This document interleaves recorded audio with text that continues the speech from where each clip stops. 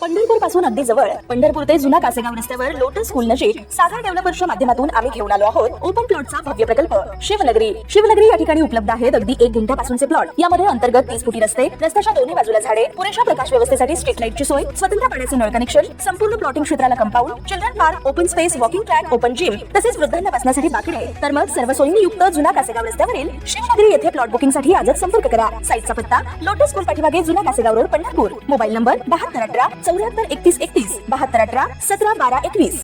लाडकी बहीण योजनेच्या लाभार्थ्यांना केवायसी करणे अनिवार्य केले आहे। आता केवायसी करण्यासाठी शेवटचे 15 दिवस उरले आहेत। केवायसीची शेवटची तारीख 31 डिसेंबर 2025 आहे। त्यामुळे महिलांनी लवकरात लवकर केवायसी करायची आहे। अजूनही लाखो महिलांनी केवायसी केली नसल्याची माहिती अदिती तटकरेंनी दिली आहे।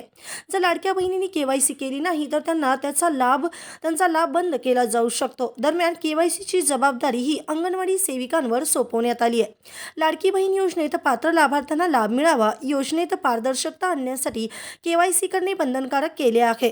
बोगस लाभार्थी वगळण्यासाठी महिला व बालविकास विभागाने ही प्रोसेस अनिवार्य केली आहे। दरम्यान आता ई केवायसीची जबाबदारी अंगणवाडी सेविकावर सोपवण्यात आली आहे। ई केवायसी करताना अजूनही लाभार्थी महिलांना खूप अडचणी येत आहेत। सर्व्हर डाऊन किंवा OTP येत नसल्याने ही प्रोसेस होत नाही। त्यामुळे आता अंगणवाडी सेविका घरोघरी जाऊन महिलांची केवायसी करणार आहेत। केवायसी प्रक्रिया सुरळीत होण्यासाठी संगणकीय प्रणालीत सुधारणा केली होती, तरी महिलांना अडचणी येत आहेत।